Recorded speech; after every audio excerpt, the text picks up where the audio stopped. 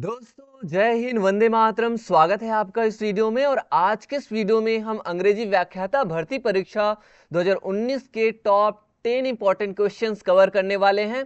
और ये वीडियो का पार्ट 6 है। इससे हमने पार्ट 1 से लेकर के पार्ट 5 तक 10 इंपॉर्टेंट क्वेश्चंस कवर किए हैं, जिसमें हमने हर एक क्वेश्चंस को डिटेल में समझा है, अच्छे से एनालिसिस किया है, अच्छे से विश्लेषण हमने किया है। तो स्टार्ट करते हैं आज का वीडियो। और ये है question number 51। Which of the following is not a synonym of the word abide. यहां पे हमें अबाइड जो वर्ड दिया गया है, इस वर्ड का इन चार में से कौन सा जो सिनोनिम नहीं है। अब सिनोनिम क्या होता है? सिनोनिम मतलब होता है समानार्थी शब्द। समानार्थी शब्द मतलब समान अर्थ प्रकट करने वाले शब्द। तो इनमें से तीन जो है ना, वो सिनोनिम है अबाइड का, लेकिन एक ना वो है सिनोनिम मतलब नहीं है, है ना। तो कौन सा नहीं है उसी को हमें पहचानना है। तो कौन सा होगा? देखिए, अबाइड का मतलब क्या होता है? अबाइड का मतलब होता है निवास करना या फिर रहना। तो ये जो बेयर है, बेयर का मतलब क्या होता है? बेयर का मतलब होता है सहना, या फिर बेयर का मतलब ये भी होता है एक तरह से पैदा होना भी होता है। बेयर बोर्ड बोर्न ऐसा होता है ना। और एक बियर होता है, बियर ये वाला।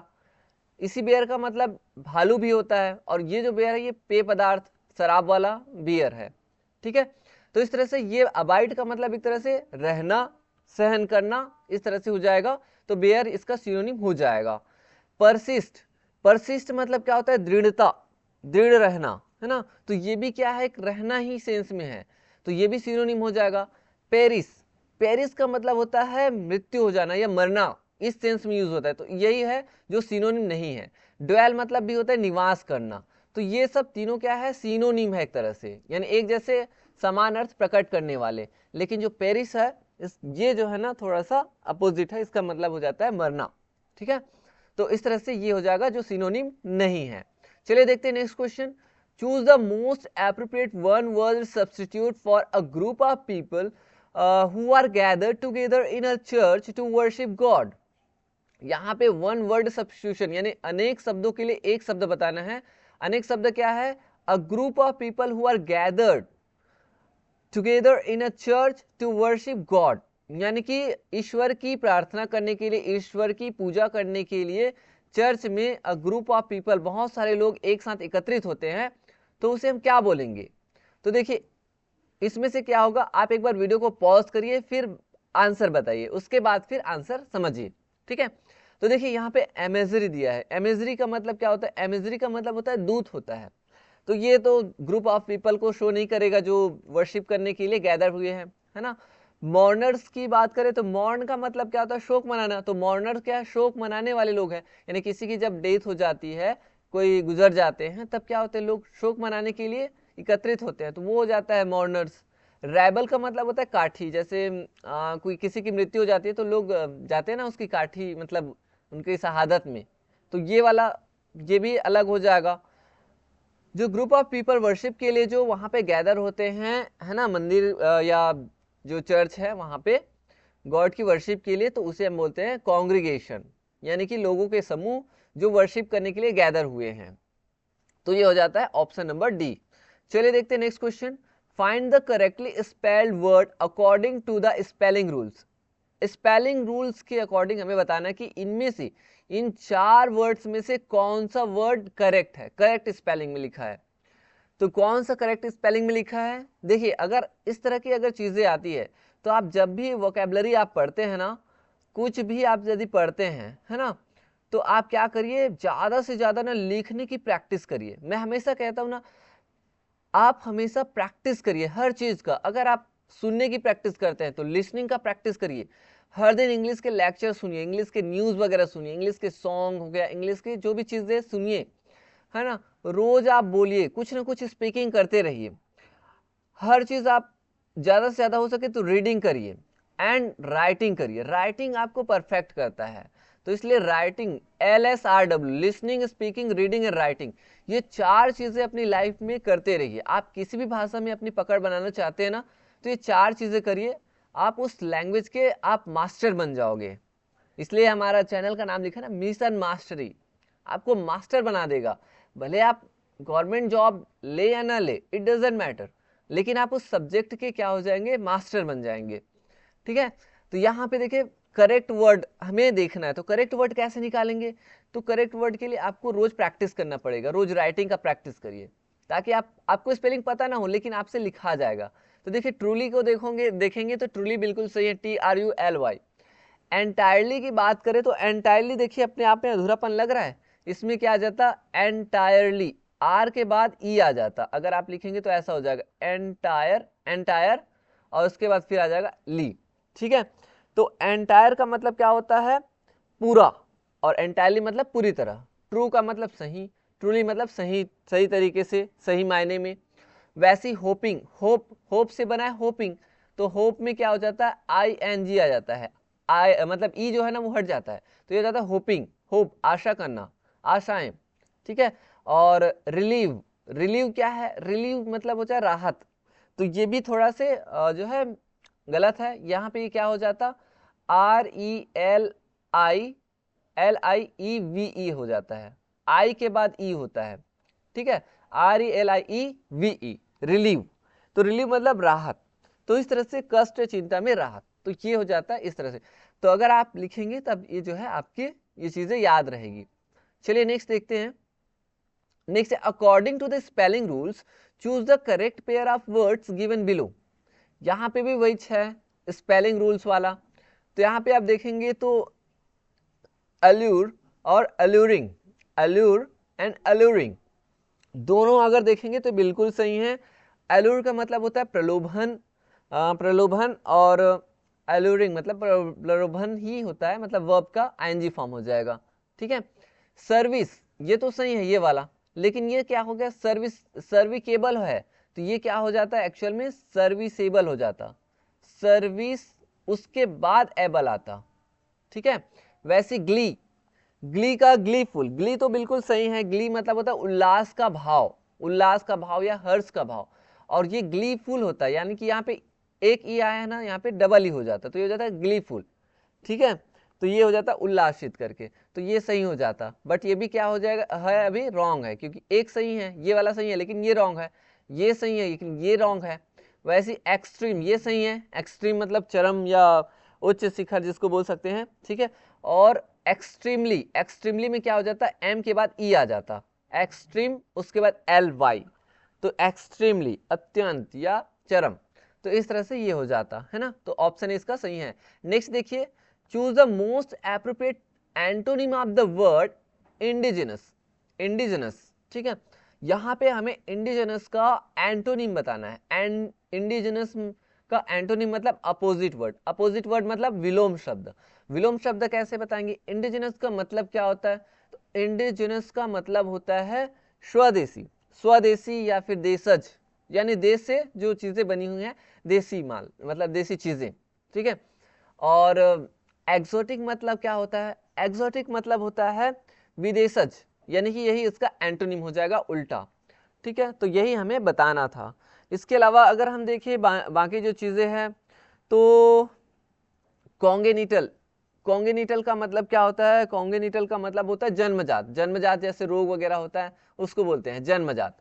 और अबॉरिजिनल का मतलब क्या होता है, अबॉरिजिनल का मतलब होता है आदिवासी, आदिवासी। ठीक है, अबॉरिजिनल। और ये हो गया एक्सेस्परेट, एक्सेस्परेट मतलब क्या होता है, तत्परता। ठीक है, तो इस तरह से ये तीनों अलग अलग मीनिंग है, हमें सिर्फ एंटोनिम बनाना था तो वो हो जाएगा एक्सोटिक। चलिए देखते हैं नेक्स्ट क्वेश्चन। नेक्स्ट है choose the most appropriate homonym to fill in the blank in the sentence given below. यहाँ पे हमें ब्लैंक को फिल करना है एक मोस्ट एप्रोप्रिएट होमोनिम का यूज करके। और पिछले वीडियो लेक्चर में मैंने बताया था होमोनिम मतलब एक जैसे नाम रहेंगे, लगभग लगभग लगभग लगभग एक जैसे नाम रहेंगे जिसका प्रोनाउंसिएशन लगभग सेम रहता है और मीनिंग जो है वो अलग अलग होता है। ठीक है, तो ये होमोनिम होता है, होमो मतलब एक जैसे, नीम मतलब लगभग, नेम मतलब एक जैसे लगभग नेम रहेंगे। तो हमें यहाँ पे एप्रोप्रिएट होमोनिम का यूज करके ब्लैंक को फिल करना है। तो ऑप्शन है दो दिया है, एक है अलूजन और एक है इल्यूजन, बोथ दिया है और नन ऑफ द अबव। पहले इसे पढ़ लेते हैं। The idea of absolute personal freedom is an, the idea, तो यहाँ पे ये स्वर है ना, ये आइडिया आई आ रहा है स्वर, इसलिए यहाँ पे हम द ना बोल के क्या पढ़ रहे हैं, यहाँ पे दी पढ़ रहे हैं। ये आपको एकदम माइनर चीजें आपको समझ में आनी चाहिए। दी आइडिया, अगर जैसे व्यंजन रहता है ना तो हम द पढ़ते हैं उसी पे, ठीक है। तो the idea of absolute personal freedom is an blank, यानी कि यहाँ पे बोला जा रहा है कि बिल्कुल एकदम बिल्कुल निजी जो स्वतंत्रता का जो विचार है, एकदम स्वतंत्रता का जो विचार है ना, निजी स्वतंत्रता का जो विचार है वो क्या है, एक अलूजन है या फिर इल्यूजन है, क्या हो जाएगा। तो ये हो जाएगा आपका, देखिए ये जो अलूजन लिखा है, ये फर्स्ट ए वाला, इस अलूजन का मतलब क्या होता है, इस अलूजन का मतलब होता है संकेत, है ना। और इस इल्यूजन का मतलब क्या होता है, माया या फिर भ्रम होता है इसका मतलब। तो ये वाला आपका ऑप्शन भी बिल्कुल सही है, क्योंकि देखिए इस तरह से अगर हम निजी स्वतंत्रता का एकदम पर्सनल जो फ्रीडम का जो विचार है, एकदम पर्सनली आप फ्रीडम हो जाते हैं, पूरी तरीके से स्वतंत्र हो जाते हैं, आपके ऊपर किसी भी तरह का बंधन नहीं होता है, ये जो विचार होता है ना वो एक माया है, एक भ्रम है।